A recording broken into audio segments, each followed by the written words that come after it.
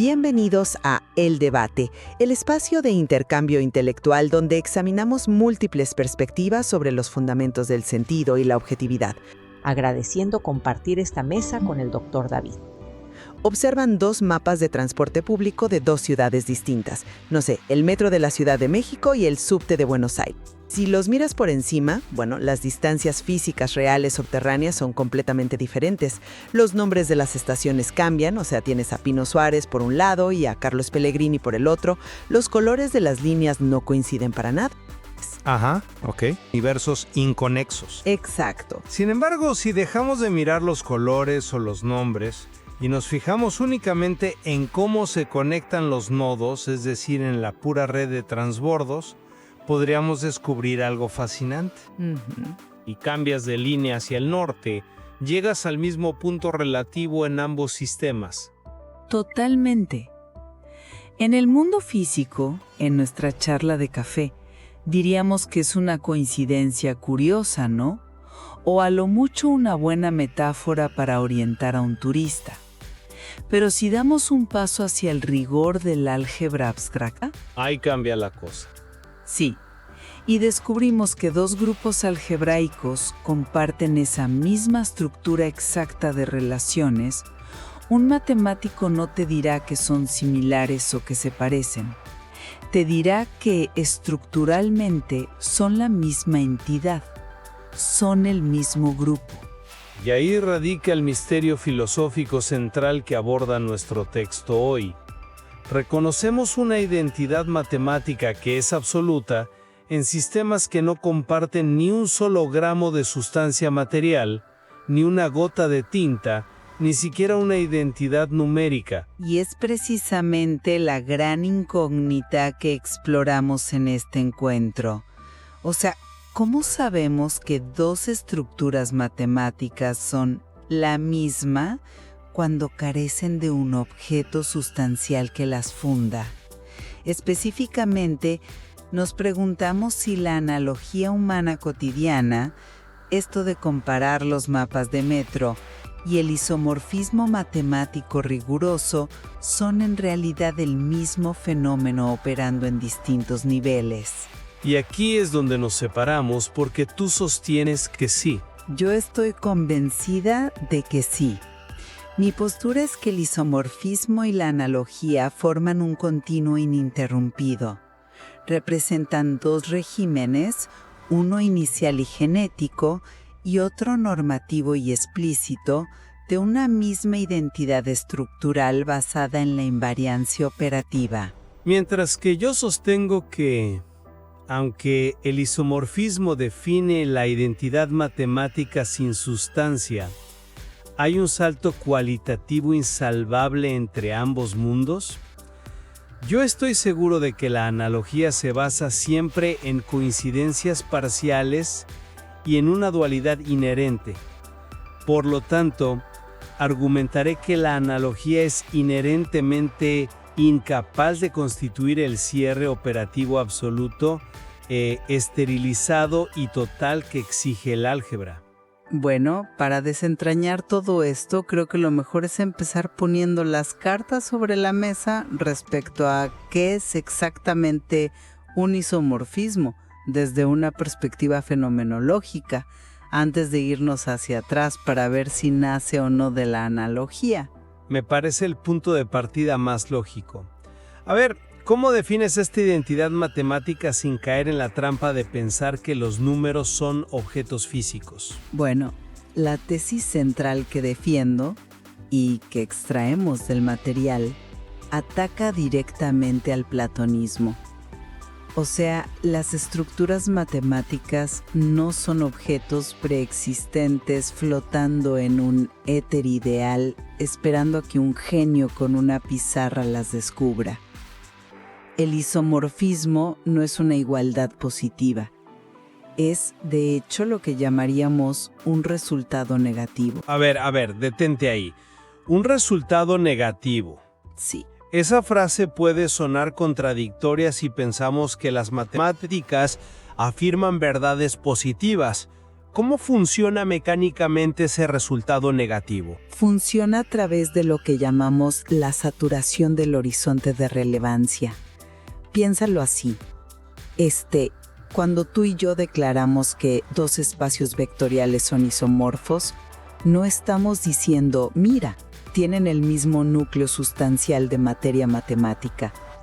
Lo que estamos diciendo es que hemos agotado por completo todas las formas posibles de diferenciarlos operativamente dentro de ese sistema.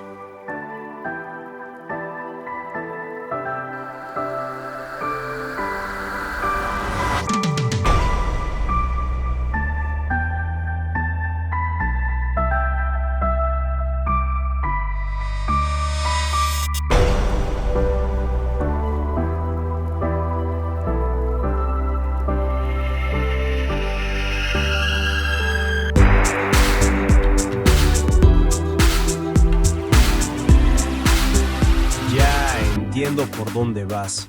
Es decir, ninguna transformación que sea pertinente para el álgebra puede ya introducir una distinción que tenga sentido. Es una invariancia pura.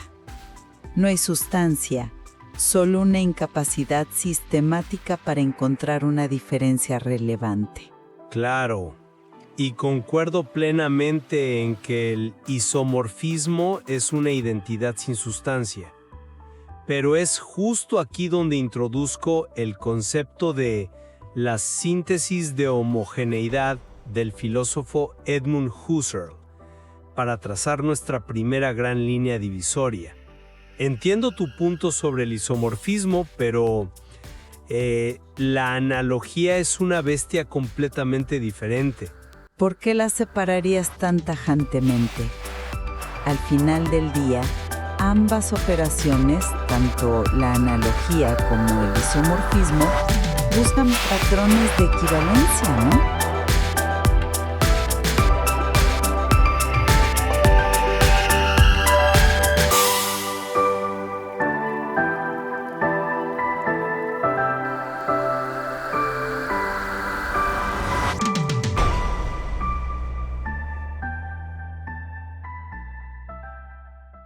Porque mecánicamente operan de formas opuestas. El texto nos muestra que la analogía opera por lo que Husserl llama similitud, en contraste con la mera uniformidad o igualdad. La similitud es siempre una mezcla simultánea de comunidad y represión. Para que tú y yo hagamos una analogía, los contenidos deben unificarse mediante una dinámica que se denomina fusión a distancia, o Verschmelzung par Distanz. Ayúdame a visualizar esa fusión a distancia. Suena muy poético, pero ¿cómo se ve en la práctica? Imagina que miras las nubes y ves la forma de un rostro humano. Ajá. Para que esa analogía funcione, tu mente tiene que unificar la forma del vapor de agua con las proporciones de una cara. Pero la clave está en que la nube no deja de ser una nube y el rostro no deja de ser un rostro ideal. Se fusionan, sí, pero a distancia. La analogía unifica contenidos sin que dejen de ser dos. Esa tensión constante, esa dualidad fundamental donde algo se oculta, el hecho de que es solo gas, y algo se destaca como la forma de los ojos y la boca, es el motor de la analogía. Y asumo que esa dualidad es lo que consideras incompatible con el rigor absoluto de las matemáticas. Exactamente. No puedes usar un proceso fenomenológico que respira y vive del contraste, de la distancia y de la dualidad para constituir la saturación total y la indistinguibilidad implacable que representa un isomorfismo formal. El isomorfismo no tolera esa tensión, la elimina por completo. Entiendo por qué piensas eso, y es una imagen poderosa, pero permíteme ofrecerte una perspectiva distinta. Yo sostengo que el isomorfismo no busca afirmar una identidad material que borre esa distancia por arte de magia, sino que simplemente neutraliza las diferencias mediante un cierre normativo.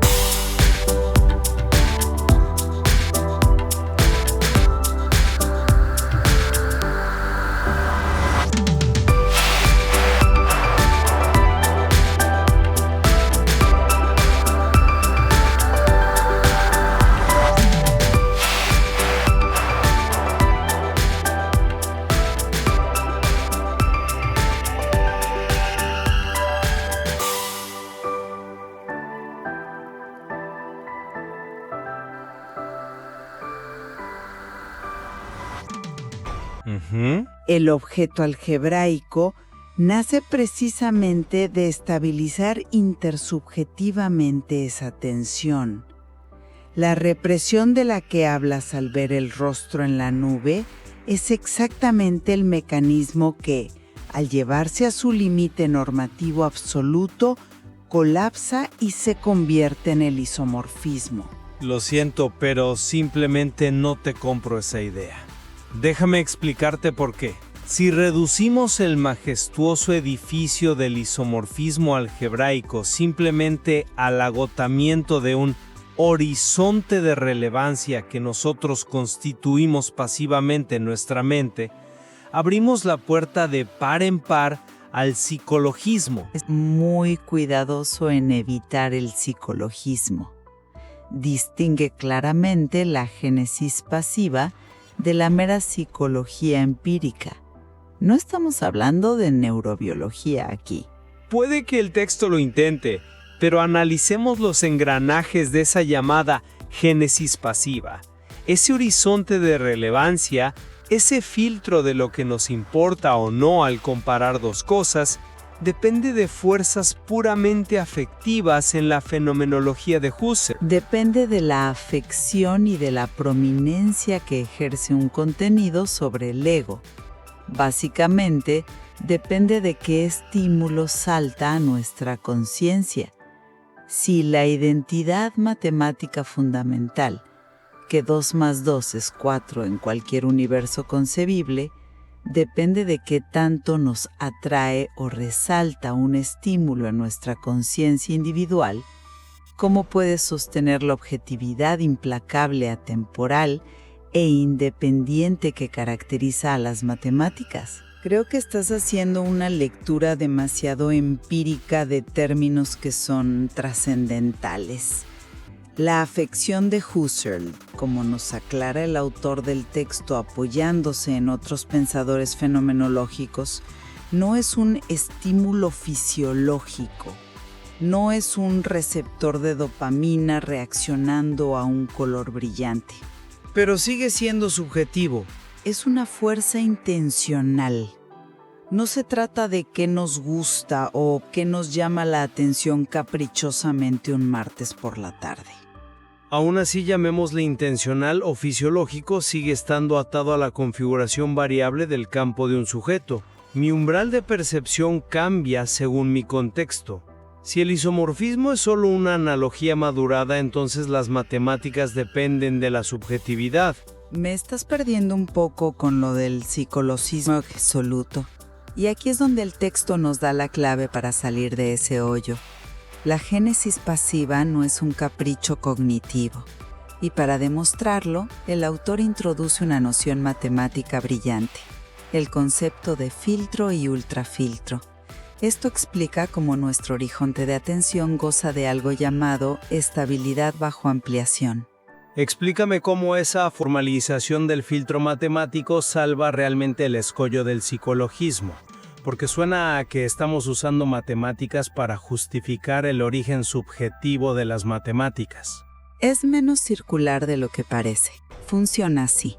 Imagina nuestro mapa del metro nuevamente. Supongamos que definimos que lo relevante es que la estación A conecta con la estación B. Ese es nuestro filtro inicial.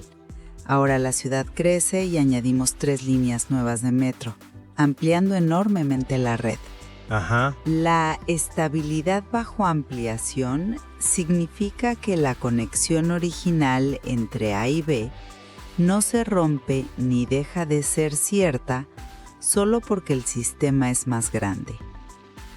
Si un contenido es relevante en un contexto dado, cualquier campo experiencial más amplio que lo incluya preservará esa relevancia. Al formalizarse como un ultrafiltro, no estamos clausurando el mundo ontológicamente, simplemente colapsamos formalmente las diferencias en un sistema que resiste ser invalidado por nueva información. Es una autoorganización estructural, no una opinión. Es un argumento convincente, te lo concedo, pero ¿has considerado la naturaleza profundamente inventiva de la analogía frente a la rigidez estricta del álgebra? ¿Inventiva en qué sentido? Dices que la analogía crea cosas de la nada. Digo que la analogía requiere un horizonte abierto, fluido y extremadamente dinámico. Cuando tú y yo hacemos una analogía a través de nuestras síntesis pasivas, inventamos lo que el documento llama un término de identidad emergente. Ese término no existía en el mundo antes de que nuestra conciencia hiciera el trabajo de vincular la nube con el rostro humano. Surge en el proceso mismo a través de asociaciones mediatas.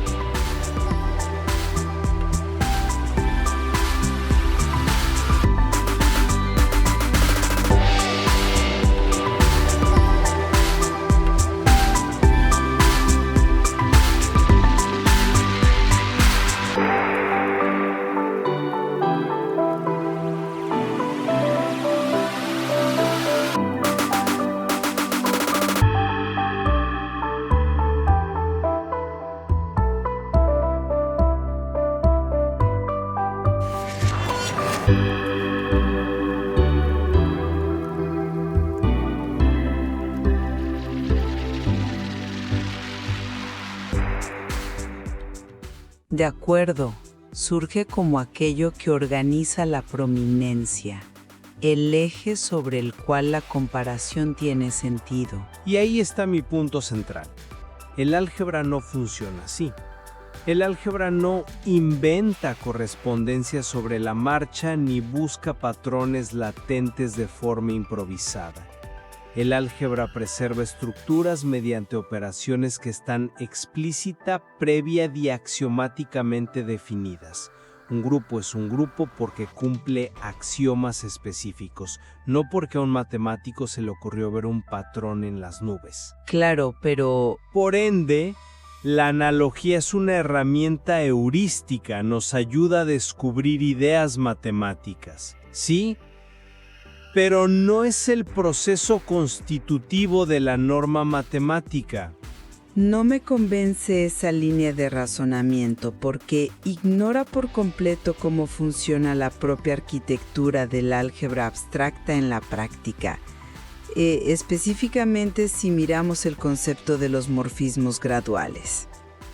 ¿Te refieres a los homomorfismos que no llegan a ser isomorfismos completos? Los que no son biyectivos. Exactamente. Y para los que nos escuchan y no son matemáticos puros, un homomorfismo con un núcleo no trivial suena a física cuántica, pero es fascinante. Si lo entiendo bien, es como clasificar un estacionamiento lleno de vehículos, fijándote única y exclusivamente en el número de ruedas. Exacto. Ignorarías el color del auto, la marca, si tiene motor eléctrico o de gasolina. Correcto. Toda esa información que ignoras, el color, la marca, el motor, es lo que en matemáticas llamaríamos el núcleo que estás colapsando. Te quedas solo con la estructura abstracta de las ruedas, vehículos de 2 ruedas y vehículos de 4 ruedas. Ese homomorfismo no biyectivo es el paralelo formal exacto de la analogía humana. Yo diría que es una correspondencia estructural parcial, pero sigue siendo operativamente rigurosa de una forma que la analogía no es. Pero fíjate en la mecánica interna, es idéntica. En ese homomorfismo matemático, estás neutralizando toda una región inmensa del horizonte, colapsando miles de diferencias en una sola identidad, mientras que otra región permanece activa para preservar la estructura de las ruedas. Esa dinámica de esconder y mostrar es exactamente la mezcla de comunidad y represión de la similitud fenomenológica de Husserl. Es el rostro en la nube formalizado. Estás equiparando la represión psicológica involuntaria de un rasgo en nuestra experiencia diaria con la definición rigurosa del núcleo algebraico de un homomorfismo. Porque fenomenológicamente son la misma operación. En la analogía cotidiana, reprimes el color del plástico de los cables para poder ver el flujo del circuito eléctrico subyacente. En el homomorfismo algebraico, neutralizas una subestructura entera para observar el grupo cociente resultante. Son el mismo movimiento de la conciencia. El isomorfismo absoluto, total, es simplemente el caso límite de esta analogía estructural, que ocurre cuando el núcleo es trivial y la correspondencia es perfectamente biyectiva.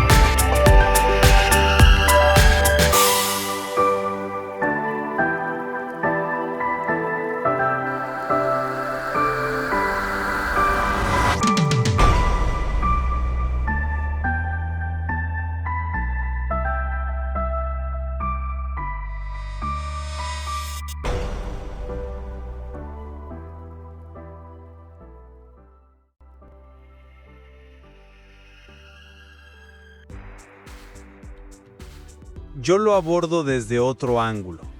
Creo que estás pasando por alto una dimensión crítica que rompe tu continuo, la temporalidad del sentido, el factor tiempo. A ver, explícame un poco más por qué el tiempo juega un papel diferencial ahí. ¿A qué te refieres con temporalidad? Me refiero a cómo y cuándo surge el significado. En la analogía fenomenológica humana, el núcleo de identidad surge durante la síntesis pasiva. Es un proceso fluido de devenir, profundamente genético y prepredicativo. El sujeto no sabe qué va a encontrar, qué analogía va a surgir, hasta que la síntesis de homogeneidad ocurre en tiempo real. Mientras que argumentarás que en el álgebra el tiempo se detiene. En el álgebra, el criterio de indistinguibilidad ya está institucionalizado normativamente mucho antes de que el matemático siquiera comience a escribir la prueba en la pizarra. El matemático no siente la prominencia pasiva de una operación, ni espera a que la estructura surja orgánicamente, simplemente aplica una función que ya cumple con una definición axiomática cerrada. ¿Y de dónde crees que surge esa definición axiomática original si no es de un proceso orgánico previo? De la historia de las matemáticas, ciertamente. Ha habido un proceso de sedimentación. Piensa en la memoria muscular. Cuando ves una silla, lo tienes que deducir conscientemente. Tiene 4 patas y un respaldo, por lo tanto es una silla. Ese significado ya está sedimentado en tu experiencia por el tiempo. Ajá, exacto.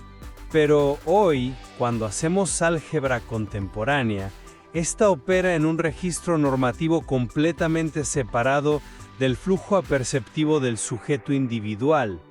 Al equiparar analogía e isomorfismo, estás confundiendo la sedimentación histórica de significados latentes con la axiomatización rigurosa que ejecutamos en el presente. Ese es un punto buenísimo, y la metáfora de la memoria muscular es muy útil. Sin embargo, yo lo formularía de otra manera basándome en el texto, que nos advierte precisamente sobre no caer en este falso dualismo. El álgebra abstracta no crea la identidad estructural de la nada, simplemente la institucionaliza. Pero fíjate, al institucionalizarla, la transforma cualitativamente, le arranca su ambigüedad inherente, le quita la vida que tiene la analogía. No se la arranca, la madura, la lleva a su máxima explicitud.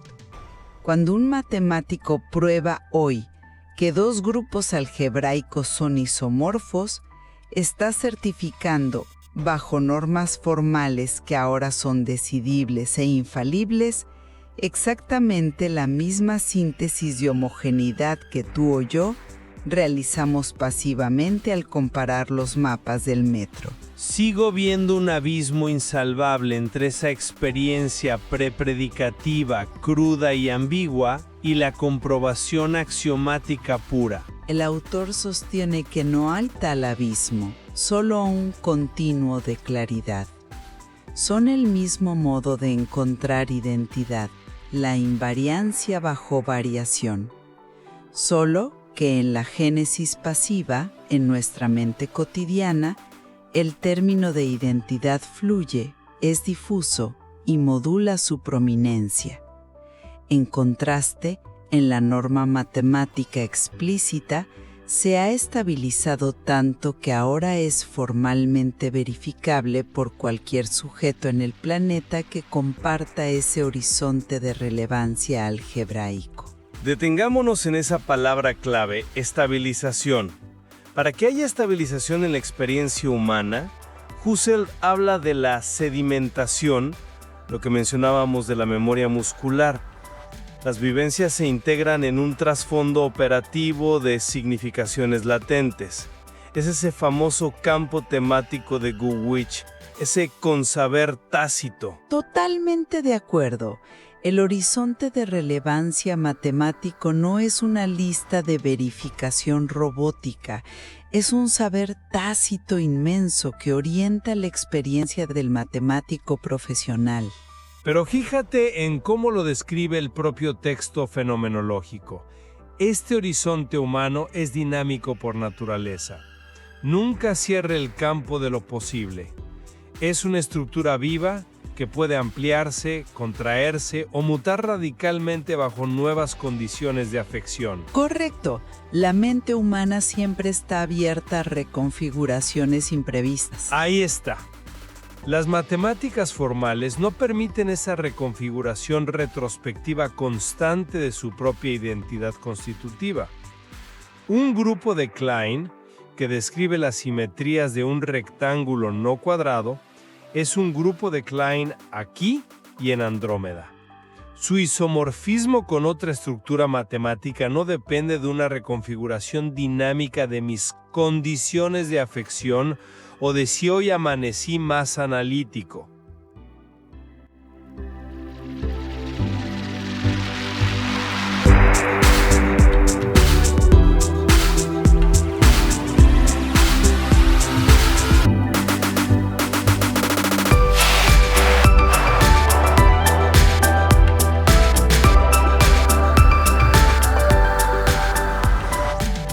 Claro, Su clausura relativa es definitiva, implacable y total dentro de ese sistema axiomático. Y esa es precisamente la brillantez de usar el concepto de ultrafiltro matemático para modelar la fenomenología, como decíamos antes. Un filtro determina qué configuraciones participan en la identidad sin cerrar ontológicamente el campo abierto de la realidad. Te dice, bajo estas reglas, esto es idéntico, pero no prohíbe que existan otras reglas. La estructura matemática no es una entidad congelada preexistente en el espacio exterior. Es un polo de identidad normativo que resiste las variaciones que el propio horizonte ha definido previamente como pertinentes. Sigo pensando que el salto argumentativo es demasiado grande. Pasamos de un «esto me recuerda a», que es esencialmente lo que hace la asociación fenomenológica cuando vemos similitudes, a un «esto es funcional y operativamente indistinguible de».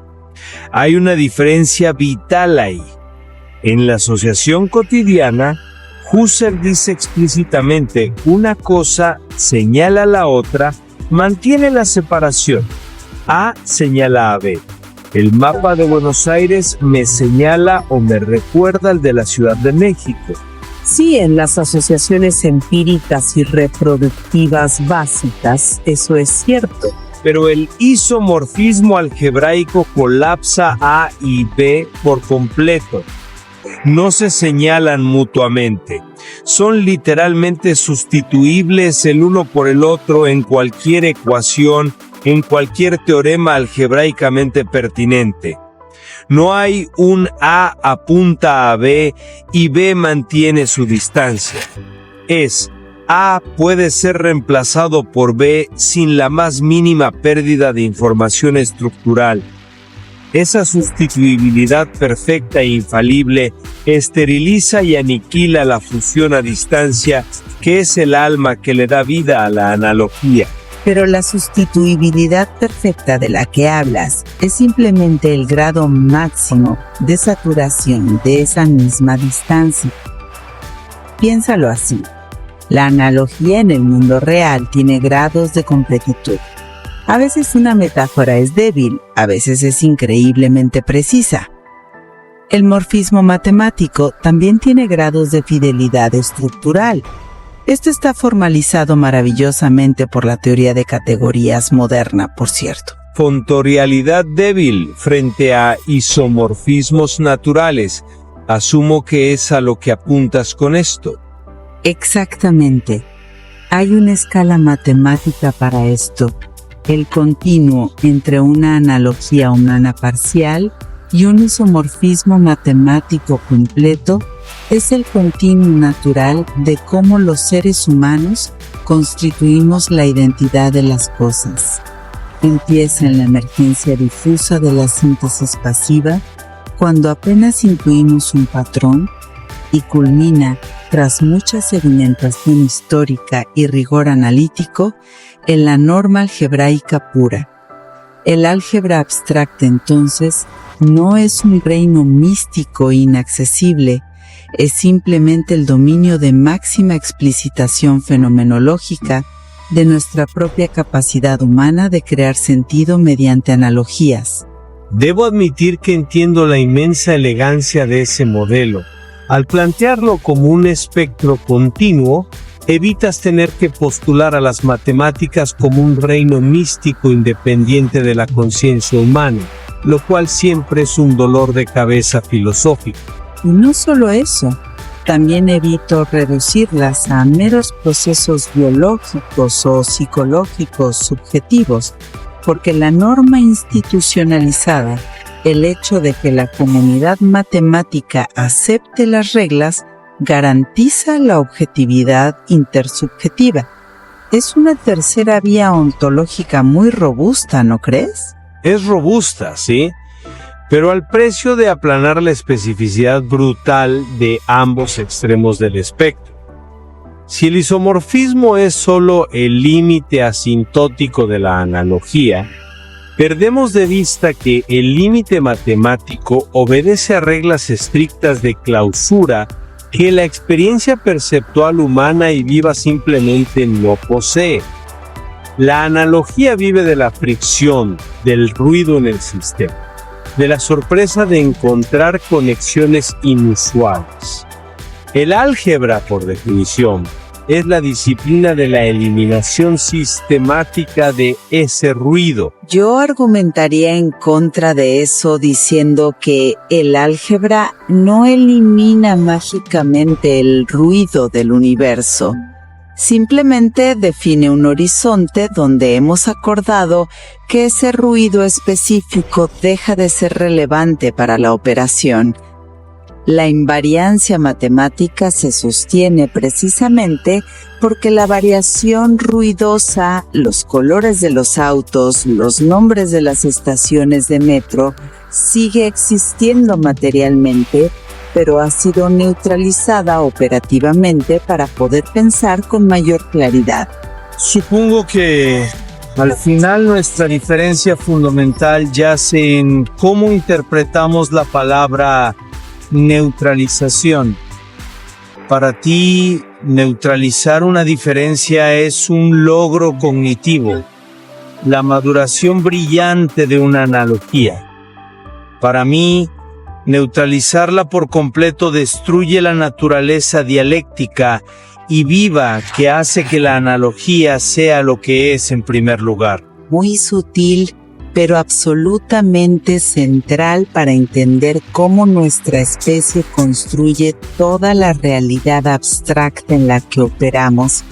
Y bueno, creo que este es un momento perfecto para dar un paso atrás y sintetizar nuestras posiciones a la luz de este intenso intercambio. Estoy de acuerdo. Hemos tocado los cimientos más profundos de cómo el ser humano estructura su entendimiento del universo, desde una sala de café hasta un pizarrón universitario. Desde mi perspectiva, estoy convencida de que comprender la profunda objetividad de las matemáticas requiere que abandonemos de una vez por todas la búsqueda de objetos sustanciales. Ni son objetos platónicos intocables en un reino etéreo, ni son ficciones arbitrarias en nuestra cabeza. La continuidad entre la analogía de nuestros mapas de metro y el isomorfismo de los grupos algebraicos nos enseña que la identidad estructural emerge orgánicamente, nace en la pasividad de nuestra percepción cotidiana, en cómo organizamos contrastes para no volvernos locos con tanta información, y culmina en la máxima explicitud normativa del álgebra abstracta. Son dos fases del mismo triunfo monumental de la conciencia, encontrar la invariancia en medio de la variación caótica. Y mi postura mantiene un sano, y creo que necesario, escepticismo frente a esa asimilación total. Reconozco el inmenso valor de analizar la génesis de la identidad matemática a través de la fenomenología. Es un ejercicio vital. Sin embargo, me mantengo firme en que la fusión a distancia propia de la analogía humana encierra una vitalidad y una belleza basadas en la tensión insoluble, en el contraste que se niega a desaparecer por completo. Claro. Y ese elemento dinámico, ambiguo y siempre abierto es cualitativamente diferente a la esterilización operativa total, a ese colapso absoluto de relevancia que exige y logra magistralmente el isomorfismo algebraico. Y sin embargo, a pesar de este choque profundo sobre la equivalencia de los procesos, hay un punto de convergencia innegable entre nosotros hoy. Así es, ambos concordamos profundamente, guiados por el rigor del texto, en que la identidad, ya sea la de un concepto poético y fluido, o la de un grupo matemático cerrado, es siempre una identidad sin sustancia.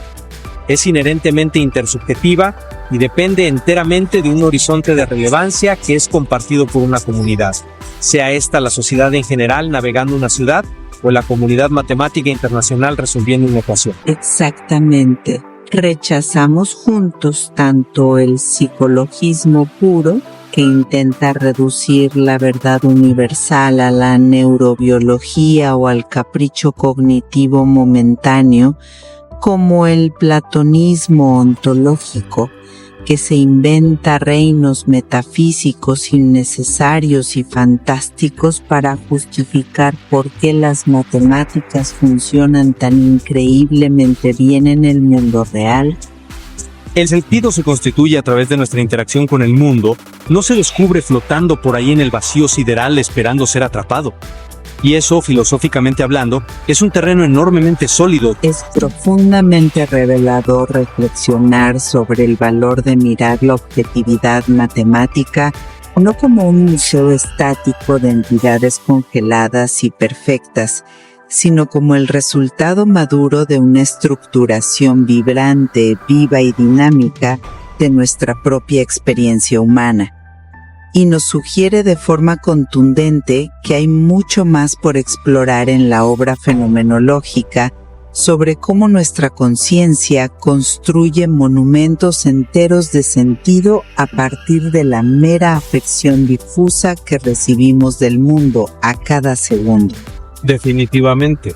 Queda muchísimo tejido conectivo por examinar entre la filosofía continental, que a veces parece tan abstracta, y las matemáticas formales que parecen tan inalcanzables. Y consideren cómo aplican sus propios horizontes de relevancia al evaluar el complejo mundo que los rodea. La próxima vez que mires esos dos mapas de metro, los de ciudades distantes, con colores radicalmente diferentes, estaciones inconexas y topografías que nada tienen que ver la una con la otra, pregúntate, ¿qué estás ignorando activamente para poder decir que son lo mismo? ¿Y qué tan firme es realmente esa identidad invisible que tu mente acaba de construir?